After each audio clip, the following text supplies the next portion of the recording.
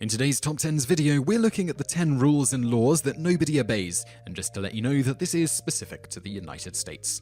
Number 10. You need a license to sell anything, including lemonade. Welcome to modern-day bureaucracy, where, outside of breathing, for now, little gets done without a piece of legal paper allowing you to do so, and if you love going by the books, this means shutting down everything that is being run without permission, including those adorable corner lemonade stands run by 6-year-old kids who charge a nickel a cup, which has naturally happened on several occasions. Do you know what else happens in this case? The entire town tells the local government to suck it. That's what. If somebody tries to shut down a kid's business due to not having a license, every adult in a 10-mile radius organizes a mini revolution that the government simply cannot overcome. Remember, the only thing more powerful than money is a mother's anger. Oddly enough, if we started our own lemonade stand and got shut down, nobody would stand up for us. It's such a curse being grown up and, well, not cute at all. Number 9. Keep X dollars in your register. Anybody who has worked with cash knows this one. To prevent robbers from getting their hands on too much dough, loss prevention commands the drawers to be kept at a certain amount at all time. It can be $75, $50, or even $30 if the neighborhood is particularly ornery. If robberies persist, all of the money is removed and replaced with a register full of rabid weasels. Great for security, not so good for cashier morale. Now, ask any busy cashier who deals with multiple transactions a minute, oftentimes with impatient customers who want what they want now, and you can see how impossible it is to keep your cash down at all times, or even most times. And never mind the hustle bustle. What is a worker supposed to do? Get their drawer down to that magic number and then drop any extra money every time? The manager counting the money in the morning would be thrilled to go through 500 to 1,000 envelopes, each containing anywhere from 35 cents to $1.25, because gum and coffee were popular that day. Money builds up and gets dropped, several hundred at a time, and nobody suffers for it, unless they get robbed, of course. Then their fired asses should have followed the rules, damn it. Number 8. Only download music, games, or movies that you currently own. Hidden in the fine print of most download sites is the audible requirement that we only download things we have already paid for and own. No, it can't be a game that you owned when you were 7 and then sold to the kid down the street for 12 cents and a half-chewed pack of lint-covered bubblegum. It must be in your possession at the time you download the electronic version. After 24 hours, you are supposed to erase the download and go back to your physical copy. If that rule were written in an ancient caveman language that went extinct 15,000 years ago, it would make more sense. If you own the media, why download it? The point of a download is to get something you don't have. The rule is a total arse cover, and the torrent sites know this. They post the rule because they have to, knowing full well nobody downloads Tony Orlando's greatest hits if they already own it, mainly because nobody downloads or owns Tony Orlando, period. Number 7. Don't jaywalk. If you've never jaywalked before, then you probably haven't been outside ever. You jaywalk when you cross the street with no crosswalk, or walk when the light clearly says don't walk. This crime is something you see 100 people doing every hour on the hour, which would account for officers almost never busting people for it unless it causes a real hassle or the cop feels like being a dick that day.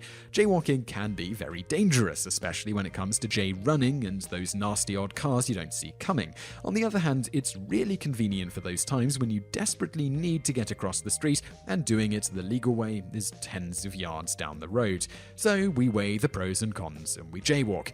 Number 6. Don't drive with a rejected inspection sticker. Some states require you to have your car inspected every year for defects. If you fail, the garage pastes a big red sticker on your windshield and you have to get it repaired.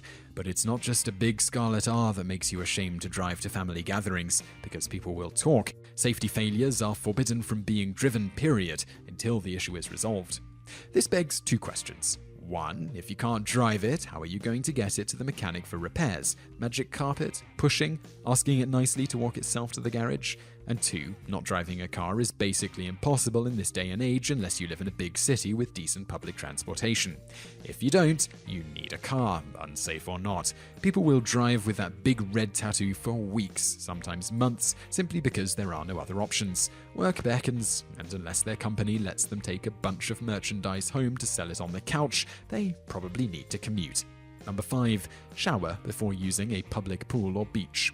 We should all do this. Most of us are quite dirty and disgusting, so to enter a public pool reeking of dirt, sweat, and bacteria is fairly wrong. But do you remember to do this more than once every so often? Unless you're a germaphobe, probably not. After all, you're going into the water anyway, you'll get clean there. Besides, who is going to stop you if you try to enter a pool unshowered? Armed guards with dogs? Definitely not. Bicycle cops with batons? Probably not. Most likely it's a lifeguard who's far more concerned with sharks and thongs than your dirty toes. And once you get into the water, nobody can tell the difference unless they start sniffing around your armpits and nether regions. Luckily, most lifeguards are not that dedicated, unless you are wearing a really nice thong. Number 4. Employees wash their hands before returning to work. Public pool part 2. Obviously, any worker should do this, especially if their job involves raw meat or sewage or money which the customer just used to wipe his nose right in front of you. Do you wash up? Of course. Do enough people do it? Definitely not if all the sick people are to be believed. The problem is that in a lot of people's minds, they need to do their business and get right back to work because the customer cannot be inconvenienced for even a nanosecond before heads begin to roll. So unless they literally dump on their own hands, they're convinced they're clean enough to handle almost anything, including that juicy bacteria burger you're about to bite into. Number 3. Don't read that book, magazine, or newspaper if you're not going to buy it. If you're reading part or all of any of those things without paying first, you're technically stealing. Those words are their product. After all, you wouldn't go into a corner store and eat their candy bars while browsing around, right? Well, maybe you do, and if that's the case, you didn't get the idea from us. Of course, virtually every bookstore will let this slide, as at least a few of these browsers will become paying customers, though not enough of them if the ever-increasing amount of closed bookstores is any bit of evidence. Even stores and supermarkets will allow this, not wanting to lose even one potential customer to the competition.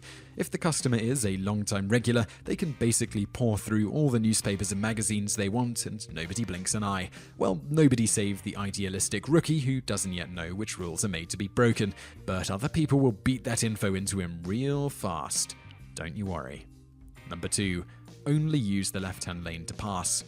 You know the fast lane, the one where you pretend you're a NASCAR champion for a minute, the one where you can go to 80 and not get ticketed like those dummies that do 80 in the other slow lanes? Well, doing that makes you a dirty criminal. The fast lane is actually a passing lane. You're allowed to speed past somebody, but that's it. Once you pass the person, you must go back into the middle or right lanes or risk getting pulled over. Except that's obviously horse dookie. How many people drive fast in the left lane for long periods of time? A lot. How often have you done so? Vegas odds point to, once again, a lot. Every so often a bored cop working a late shift will bust a left lane driver, but not because they're cracking down on offenders, they just have a ticket quota to fill, and besides, pulling people over is a great way to stay awake once the coffee stops working. Number 1. No home gambling. You know that basement game of Texas Hold'em you and your frat buddies held for $10 a pop last Thursday? Hang your head in shame because that makes you a dirty, evil bastard. In most places, any kind of home game, save for the ones where no money is on the line and the poker chips are actually potato chips, is illegal. Why? Because outside of casinos, gambling is just plain against the law. And unlike your ex, size doesn't matter to the law. Of course, most officers are too busy to crack down on every 4-player game held in every dorm on the planet, so unless complaints are piling up and they have to investigate, this law doesn't get enforced. So feel free to gamble with your buddies next Thursday night. Just keep in mind that it takes just one jackass cop with an attitude issue, and you're SOL. So I really hope you enjoyed that video, and I'd love to know what you think of it, so please leave a comment below. I'm also going to link over to another video that you might enjoy, so just click on that thumbnail on the screen now, and don't forget to subscribe to our channel because we put out a new video 7 days a week, and you can also visit us online. Just go to TopTenzNet. Thanks for watching.